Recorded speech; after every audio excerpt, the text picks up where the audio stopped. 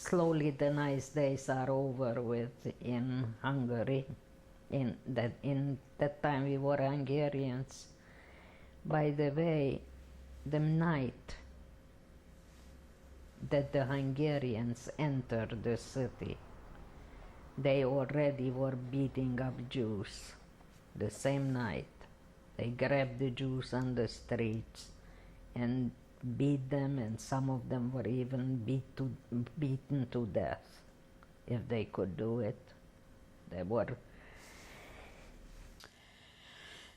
Well, the first change came, of course, like I said before, when my father was dismissed.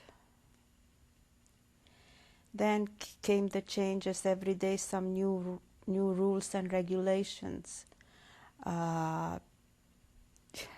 We couldn't go to the movies, we couldn't go to the theater, we couldn't go to the whatever.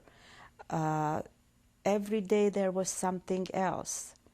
They confiscated our school. We were dispersed to all kinds of places. We were continuing our school, to the Hevra Kadisha, to the temple. We were all dispersed, but we continued. As a matter of fact, my class was the last class to matriculate only halfway, because the oral part we had no time anymore. We had the written exams, but the oral we didn't. So that came very quickly and very frequently. New laws once the Hungarian regime took over in 1938. And then they took, my uncles had to go into the labor camp instead of the military. That in itself was the law. They confiscated our car. So things like that happened daily. And my being 13, 14 years old, I was so busy with school and stuff. I just thinking back of it now, it is coming clear what was happening. When did you first that you're not allowed to own this and you're not allowed to do that? Mainly it started to deprive us of the livelihood. You're not allowed to own business. You can't travel free. You have to have this document and this document. And luckily, we had many documents, and I still remember one decree which said if you can't prove that you're a citizen, then you have to leave. Leave where? They put you on the other side of the Polish border, which was by that time occupied already by the Germans, to the Dniester. Dniester was out there. So they gathered together a lot of Jews who couldn't prove, just gathered them together and put them across the street, across the border. Many died there from hunger, what we heard afterwards. Some tried to come back, smuggle themselves back. The Hungarians took the Polish people who didn't have citizenship, Hungarian citizenship, and shipped them out to Poland. Many of them were our friends among them. So my mother had a dear friend, Margit Néni, we called her Spiegel Margit, and she organized us kids. Lou was among them, and I and a lot of other children with bicycles. We went to collect food and clothes to take it out to the railroad station to feed them and to give them clothes, because they were rushed out of their homes. They weren't allowed to pack anything. That's when it hit home, the first time, really. Do you know what happened to these people? Oh, what happened to these people?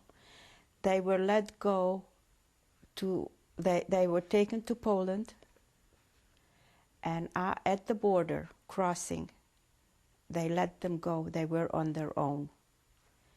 The Poles killed them right and left. They, as a matter of fact, I have a very good friend of mine who came back from there. Still, while we were at home, she lived to go to concentration camp, and now she's still alive. She's in Israel.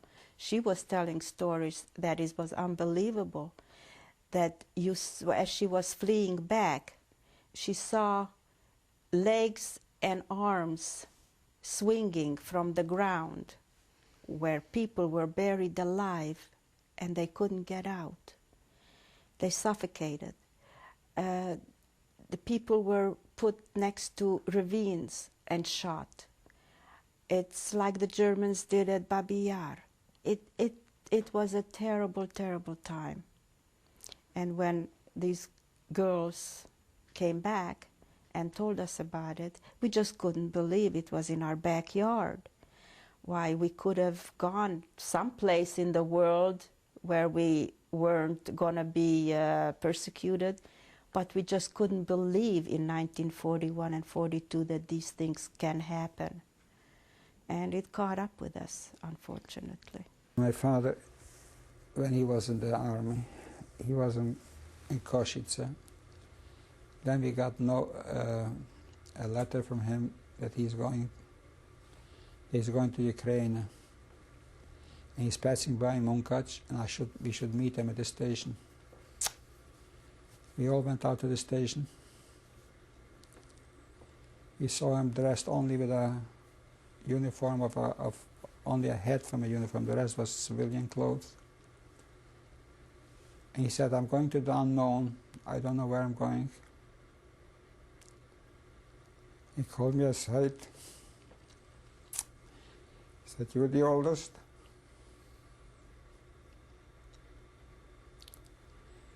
Try to look after your children, your mother."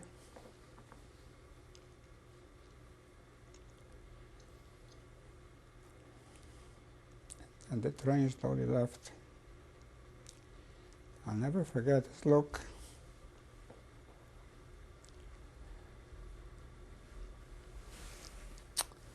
Like he would know he would never see us again.